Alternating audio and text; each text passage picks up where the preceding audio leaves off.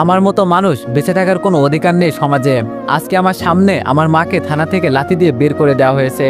আমি সব দেখতেছি কিন্তু কিছু বলতে পারছি না। থানার ভিতরে 5 জন মিলে আমাকে উল্টো করে লাঠিচার্জ করছে, তাও আবার উলঙ্গ করে। আসলেই ভাই, গরিবের কোনো দুনিয়া নাই। আমাদের পরিবার বলতে আমার মা আর ছোট বোন, একটা মাত্র বোন। বোনের বয়স মাত্র 8 বছর। এত কিছু বোঝে না।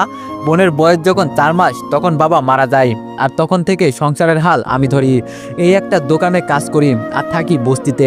এর জন্যই আমি মাকে সবসময় বলি, আম্মু, গরিবের কোনো জীবন আছে?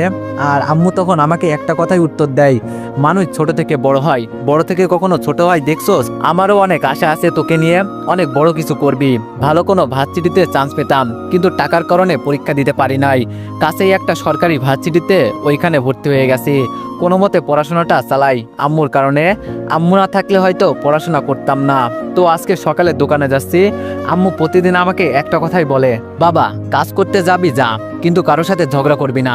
আমি বললাম, আরে কি যে বলো না আম্মু, আমি কারোর সাথে ঝগড়া করি বলো? আম্মু বলল, তাও বাবা, এই শহরের মানুষগুলো ভালো না। আমি বললাম, জানি আম্মু, তোমাকে বলতে হবে না। মিলি কই, আমার ছোট বোন? আম্মু বলল, ঘরে বসে দেখ কি করছে, যত জিনিসপত্র আছে সব উল্টো করছে, আর কি করবে? আমি বললাম, থাক, ছোট মানুষ করতে দাও। আচ্ছা আম্মু, যাই, দেরি হয়ে যাচ্ছে। আম্মু বলল, আচ্ছা বাবা। কিছু দূর আসতে একটা মেয়ে বলল, স্যার, ওই লাল শার্ট পরা ছেলে আছে না, ওর মতোই দেখতে। আর বলতে হবে না মা, তুমি চলে যাও, আমি নিশ্চিত ওই হবে।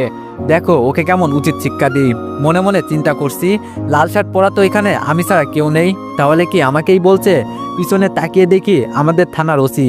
আমার খুব ভয় হতে লাগলো। ওসি বলল, এই ছেলে, এইদিকে আসো। আমি ভয়ে ভয়ে ওদের কাছে হেঁটে গেলাম। আমি বললাম, জি স্যার, কিছু বলবেন? এক কনস্টেবল বলল, স্যার, যারা করে তারা এই ছেলের মতোই ভালো সাজে, আপনি তাকে চিনতেই পারবেন না। আমি বললাম, কি বলছেন? মানে? ওসি বলল, কালকে তুই কইছিলি। আমি বললাম, জি, কেন? আমি আমার বাড়িতে। ওসি বলল, এখন কোথায় যাচ্ছ? আমি বললাম, কাজ করতে। ওসি বলল, কি কাজ করো? আমি বললাম, জি, দোকানে কাজ করি। ওসি বলল, কালকে যাও নাই কেন? আমি বললাম, জি, কালকে অসুস্থ ছিলাম স্যার, এই জন্য যাই নাই। পাশে থাকা ছেলেটা বলল, বেশ স্যার, সব প্রমাণ হয়ে গেছে। আর কে করবে? ছেলেটাই মেয়েটাকে ধর্ষণ করেছে, আর মেয়েটা তো নিজেই দেখিয়ে দিয়ে গেছে। আমি বললাম, কি বলছেন আপনারা, এইসব মাথা খারাপ? আমি আবার কাকে ধর্ষণ করব? জীবনে কোনো মেয়েকে ছুঁয়ে পর্যন্ত দেখি নাই। ওসি বলল, যারা ধর্ষণ করে তারা ঠিক তোর মতোই কথা বলে। ওই, একে গাড়িতে তোল, এভাবে স্বীকার করবে না। আমি বললাম, স্যার, আমার কথাটা তো একটু শুনবেন। ওসি বলল, আচ্ছা তাহলে এখন স্বীকার করে ফেল যে কালকে মেয়েটাকে তুই ধর্ষণ করছস, তাহলে শাস্তি কম দেওয়ার চেষ্টা করব। আমি বললাম, বলছি তো আমি কিছুই করি নাই। একটু পর পর কি বলছেন আর কাকে ধর্ষণ করব আমি? ওসি বলল, তোর সাহস তো কম নয়। এক তো আমার কথার উত্তর দিচ্ছিস না, আবার আমার মুখে মুখে কথা বলছিস। এই, একে জেলে ভরে লাঠিচার্জ করে সব বের কর। আপনাকে বলতে হবে না, দেখেন সব কিভাবে স্বীকার করে। আমি বললাম, প্লিজ স্যার, আমার কথাটা তো একটু শুনুন। কেউ আমার কোনো কথা শোনে না। হাজতে ভরে 5 জন মিলে আমাকে লাঠিচার্জ করছে। দেখো, এখনো সময় আছে, বলে ফেল যে মেয়েটাকে কিভাবে ধর্ষণ করলি। আমি বললাম, বলছি তো আমি মেয়েটাকেই চিনি না, আবার ধর্ষণ করবো কিভাবে? ও, তাই নাকি? তোরা তো একটু জোরে বলল। স্যার, ও মুখ থেকে কোনো কথাই বের করছে না। ওসি বলল, উল্টা করে উলঙ্গ করে পিটাও, তাহলে সব বলে দিবে। আমাকেও তাই করছে, শুধু চিৎকার করছি, আর কিছু বলতে পারছি না। এখনো সময় আছে, বলে দে। আমি বললাম, আমি করি নাই। তবে রে, ইচ্ছা মতো মারতে লাগলো। হঠাৎ বাড়ি থেকে আম্মুর আওয়াজ শুনতে পারছি। আম্মু কান্না করতে করতে বলল, কি কারণে আমার ছেলেকে এভাবে মারছেন? ওসি বলল, আপনার ছেলে করেছে একটা মেয়েকে। আম্মু বলল, কি বলছেন আপনারা? মাথা খারাপ হয়েছে? আমার ছেলে মোটেই এমনটা করতে পারে না। ওসি বলল, ও তাই নাকি? মেয়েটা নিজেই আপনার ছেলেকে দেখিয়ে বলেছে। আম্মু বলল, মেয়েটা হয়তো ভুল দেখেছে। ওসি বলল, আমাদের দেশে নাকি বিচার হয় না, আমি থাকতে হবে, এখন এখান থেকে চলে যান। আম্মু বলল, আপনার পায়ে পড়ি, আমার ছেলেকে ছেড়ে দেন। ওসি বলল, একটা গোপন কথা কি জানেন?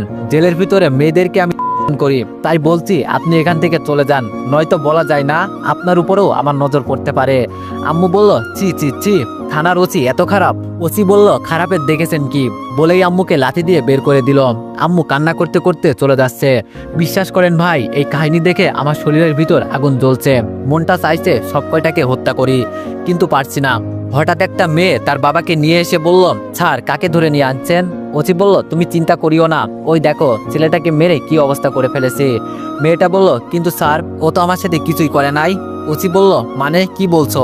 মেয়েটা বলল, জি স্যার, যে আমাকে করেছে ওর নাম রনি, আর রাস্তায় মেয়েদের নিয়ে ঘুরছে। রনি নামটা শুনেই বুঝে গেছি ওর কোনো বিচার হবে না। হাসির কোনো বিচার হয় না। ওর বাবার টাকার অভাব নাই, আর রনি যাকে পারে তাকে মারে, আর তো কোনো কথাই নাই। ওসি বলল, ছেলেকে নিয়ে আসো তো। আমাকে কাপড় পরিয়ে বাইরে নিয়ে আসলো। হাঁটার শক্তিটুকু আমার শরীরে নাই, কিভাবে বাড়িতে যাব তাই চিন্তা করছি। মেয়েটা বলল, সরি আমার জন্য আপনাকে আজকে আমি একটা হাসি দিয়ে স্যার আমি করেছি। গরিবের কোনো বিচার নাই। জানি স্যার, বলতে হবে না। একটা হেল্প করবেন, আমাকে শুধু বাড়িতে দিয়ে আসবেন। ওসি বলল, কনস্টেবল যাও ওকে বাড়িতে দিয়ে আসো। মেয়েটা বলল, স্যার যে আমাকে করেছে তাকে ধরবেন না? ওসি বলল, আরে যাও মা, তুমি চিন্তা করিও না, আমি সব দেখে নিব। মেয়েটা বলল, কিন্তু স্যার ও তো জেলের বাইরে ঘোরাঘুরি করছে। ওসি বলল, তো কি হয়েছে, যাও বলছি, শোনা যায় না কানে? মেয়েটা বলল, কিন্তু স্যার। ওসি বলল, বলছি তো যেতে। ভয়ে মেয়েটা চলে গেল। আমি মনে মনে হাসতেছি, জানি ওর কোনো বিচার হবে না। পুলিশকে যে টাকা দিতে পারবে, পুলিশ তার পক্ষেই কথা বলবে। এজন্য পুলিশকে আমি ঘৃণা করি। আর আজকে আমার সাথে যা হয়েছে, এরপর থেকে তো পুলিশকে দুচোখেও দেখার ইচ্ছা করবে না। পুলিশ আমাকে বাড়ির সামনে নামিয়ে দিয়ে চলে গেল। কোনো মতে বাড়ির ভিতরে গেলাম। আম্মু আমাকে দেখে জড়িয়ে ধরে কান্না করছে। আম্মু বলল, বাবা ওসির কথা কি সত্যি? আমি বললাম, অন্যায় করে বড় লোকেরা, আর শাস্তি পায় গরিবেরা। আম্মু বলল, বাবা আমাদের এত টাকা নাই, নাইলে আজকে আর তোর এই অবস্থা হতো না। আমি বললাম, বাদ দাও আম্মু, এমনিই ভালো হয়ে যাবে। আর যেই মেয়েটা হয়েছে ছেলেটা ছিল রনি। আম্মু বলল, ওদের তো কোনো বিচার হবে না, রনিকে সবাই চিনে। আমি বললাম, কেন, আমাকেই তো মারছে, ওর আবার কি করবে? মিলি বলল, ভাইয়া তোমার কি হয়েছে? আমি বললাম, না রে বোন, কিছু হয় নাই, এই তো রাস্তা দিয়ে হাঁটতে গিয়ে পড়ে গেছি। মিলি বলল, দেখে শুনে হাঁটবা না তুমি, বোকা ছেলে। আমি বললাম, লক্ষ্মী বোন আমার। আম্মু বলল, এখানে শুয়ে থাক কিছুক্ষণ, তাহলে ভালো লাগবে। আমি বললাম, আচ্ছা আম্মু। আম্মু চলে যাওয়ার পর আমার গার্লফ্রেন্ডকে কল দিলাম। গরিবের আবার গার্লফ্রেন্ড, তাই তো চিন্তা করছেন। আসলে বড়লোক বাবার একমাত্র মেয়ে, খুব কেয়ারিং করে আমাকে, এর জন্য ওকে আমি ভালোবাসি। কিন্তু আমি জানি ওর সাথে আমার কখনোই যায় না, আর কখনো মিলনও হবে না। আর ওর বাসা আমার বাসা থেকে 10 টাকা ভাড়া। সুমাইয়া বলল, কি করো তুমি? আমি বললাম, এই তো শুয়ে আছি, তুমি কি করো? সুমাইয়া বলল, এই তো বান্ধবীদের সাথে বসে কথা বলছি। আমি বললাম, ও আচ্ছা। সুমাইয়া বলল, কাজে যাওনি আজকে? আমি বললাম, গিয়েছিলাম, একটু সমস্যার জন্য চলে আইছি। সুমাইয়ার বান্ধবী ফোনের ভিতরে ওকে জানি কি বলছে, তবে হালকা করে শুনতে পারছি। সুমাইয়া, এটা তো বয়ফ্রেন্ড, ইসরে আমাদের ভাগ দিবি না? সুমাইয়া বলল, আস্তে কথা বল, ও শুনতে পারবে। আমি বললাম, খুব বিজি নাকি? সুমাইয়া বলল, তোমার জন্য তো আমি সবসময় ফ্রি যান, কিন্তু তোমার কণ্ঠ এমন শোনাচ্ছে কেন? আমি বললাম, একটু অসুস্থ হয়ে গেছি। সুমাইয়া বলল, ঠিক মতো ওষুধ খাবা, আর তোমার বিকাশে আমি টাকা পাঠিয়ে দিচ্ছি, ওষুধ কিনে খাবা। আমি বললাম, এই টাকা লাগবে না, আমার কাছে টাকা আছে। সুমাইয়া বলল, জানি আমি, বলতে হবে না। আমি বললাম, তাহলে? সুমাইয়া বলল, তোমার মনের কথা আমি বুঝি। আমি বললাম, ও তাই নাকি? সুমাইয়া বলল, আচ্ছা একটা কথা বলবো রিফাত? আমি বললাম, বলো। সুমাইয়া বলল, মনে করো তোমার সাথে আমার ব্রেকআপ হয়ে গেছে। আমি বললাম, কি বলছো তুমি, তোমাকে ছাড়া থাকতে পারবো বলো আমি? সুমাইয়া বললাম, আরে পাগল, মনে করতে বলছি। আমি বললাম, তাও পারবো না। সুমাইয়া বলল, মনে করতে বলছি তো প্লিজ বাবু। আমি বললাম, আচ্ছা মনে করলাম, এখন বলো। সুমাইয়া বলল, আমি যে তোমাকে এত টাকা দিচ্ছি, এই টাকার বিনিময়ে কি দিবা আমাকে? আমি বললাম, তোমার টাকা তো সব খরচ করে ফেলেছি, তাই দিতে পারবো না, তবে তুমি যা বলবে তাই করব, এছাড়া উপায় থাকবে না। সুমাইয়া বলল, মনে থাকে জানো? আমি বললাম, কি? সুমাইয়া বলল, কিছু না, বাদ দাও, এইসব হিসাব তুমি বুঝবা না, খুব শীঘ্রই তোমার সাথে দেখা হবে, তবে সেটা খুব স্পেশাল ভাবে। আমি বললাম, কি বলছো, কিছুই তো বুঝতে পারছি না। সুমাইয়া বলল, খুব তাড়াতাড়ি বোঝা যাবে আশা করি। আমি বললাম, কি জানি কি সব কথা বলো তুমি, আচ্ছা ফোন রাখি, মা আছে পাশে। সুমাইয়া বলল, ওকে বেবি। ফোনটা রেখে দিলাম। হঠাৎ একটা মেসেজ আসলো 10,000 টাকার। আসলে সুমাইয়া আমাকে অনেক টাকা দিছে, এই পর্যন্ত যদি আমি নাও করি তাও দেয়। এখন আমার এমন মনে হয় যেন ও আমাকে ভালোবাসে না, আমাকে নিয়ে কেমন জানি একটা গেম খেলছে, সেটা ওর বান্ধবীদের কথাই বুঝতে পারি। সে যাই হোক, 2 মাসের সম্পর্ক আমাদের, আমি তো ওকে অনেক ভালোবাসি। এভাবে 3-4 দিন চলে গেল। এখন আমি অনেকটাই সুস্থ। সকালে দোকানে যাব, ঘর থেকে বের হয়েছি, কিন্তু পাশের বাসার মেয়েটা আমার পথ আটকে দাঁড়িয়েছে। মেয়েটার নাম তুবা, অনেকটাই ভালো, তবে তুবা আমার সাথে কথা বলতে চাই, আমি বলি না। আমি বললাম, প্লিজ ম্যাডাম, আমার পথ ছাড়ুন। তুবা বলল, আমি তোমার সাথে কথা বলতে চাই, আর তুমি এমন করো কেন? আমি বললাম, দেখুন আপনি বড়লোক বাবার একমাত্র সন্তান, আপনার সাথে আমার যায় না, কই আমি আর কই আপনি, মানুষ দেখলে কি বলবে, বলে হেঁটে যাচ্ছি। তুবা বলল, আমার কথাটা তো শুনবে। আমি কোনো কথা না বলে চলে যাচ্ছি। বড়লোকদের থেকে যত দূরে থাকা যায় ততটাই ভালো।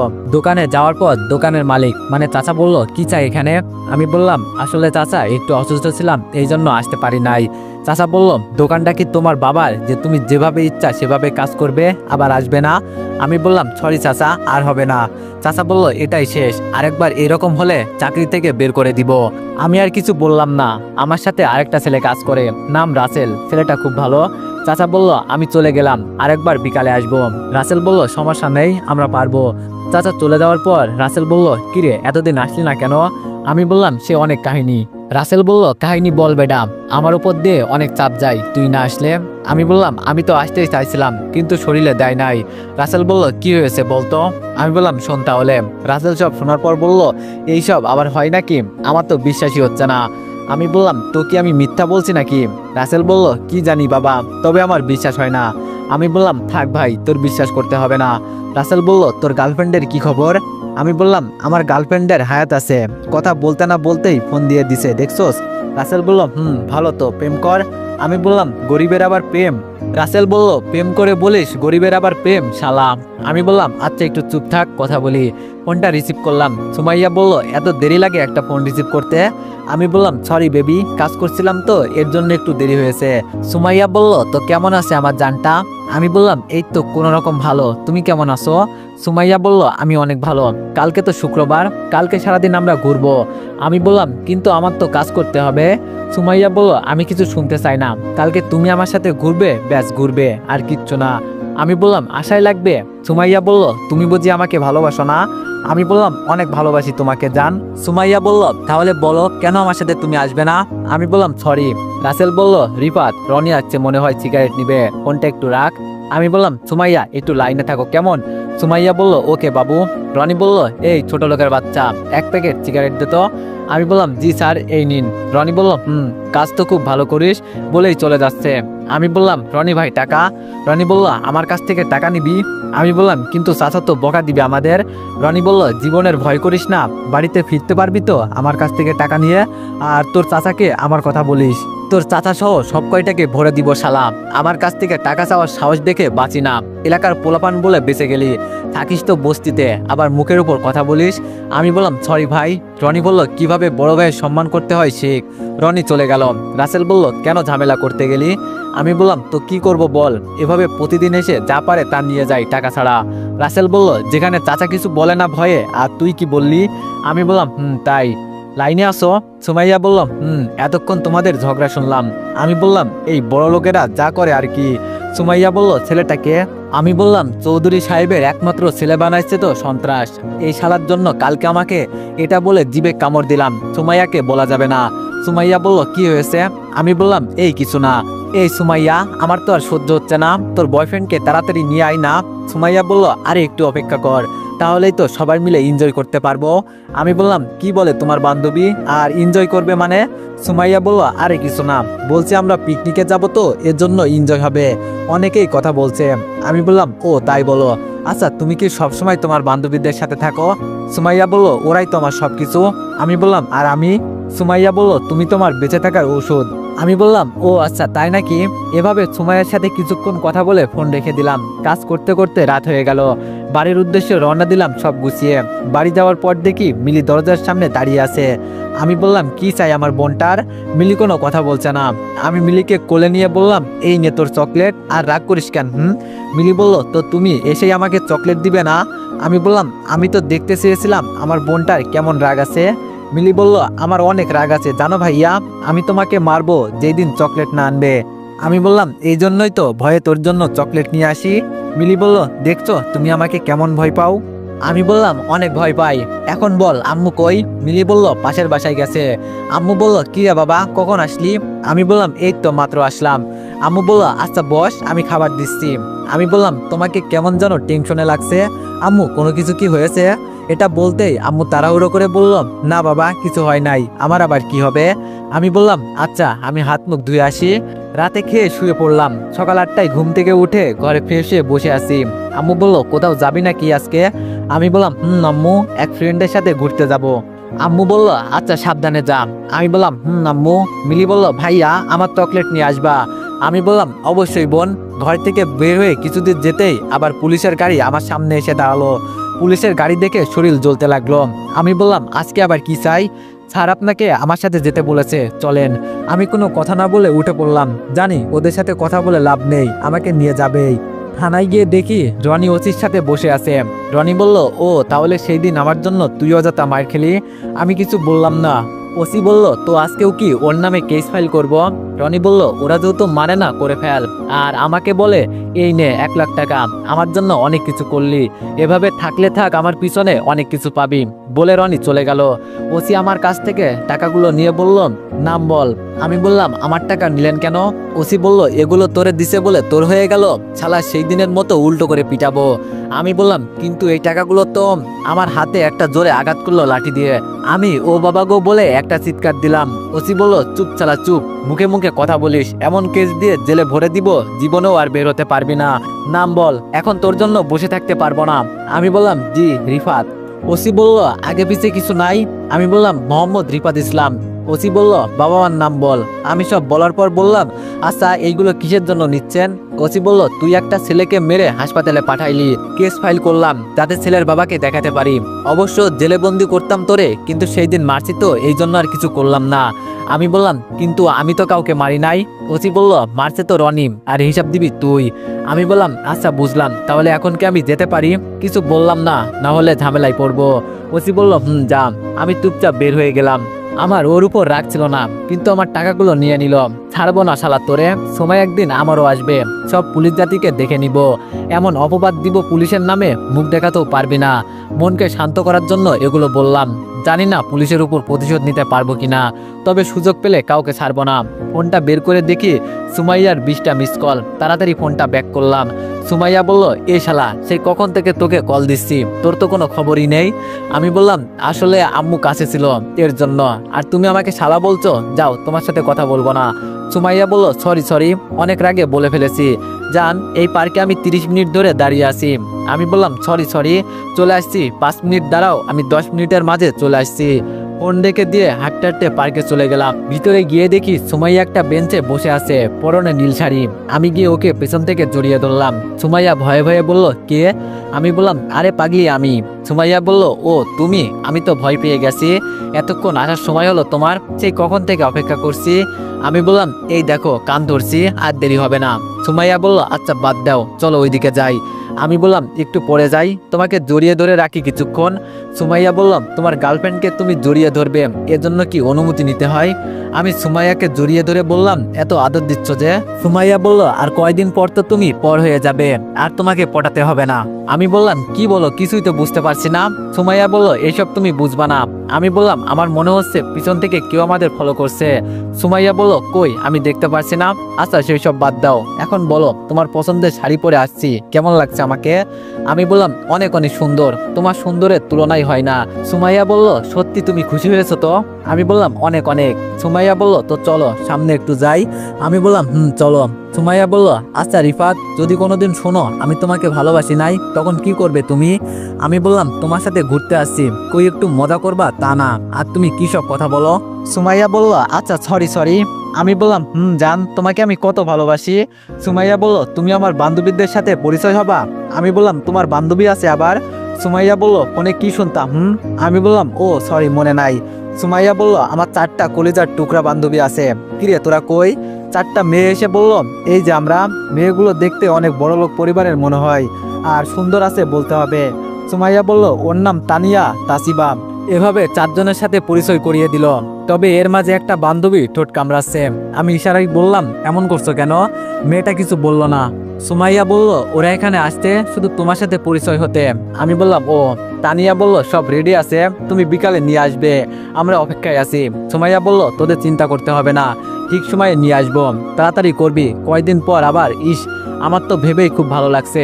আমি বললাম, কিসের কথা বলছো তোমরা? সুমাইয়া বলল, সেই সব বুঝবা না। আচ্ছা তোরা তাহলে যা, হ্যাঁ। বাই, বিকালে দেখা হবে। সুমাইয়াকে নিয়ে বিকাল পর্যন্ত ঘুরলাম। টাকা খরচ করেছে সুমাইয়া, আমি শুধু ফ্রিতে ঘুরছি।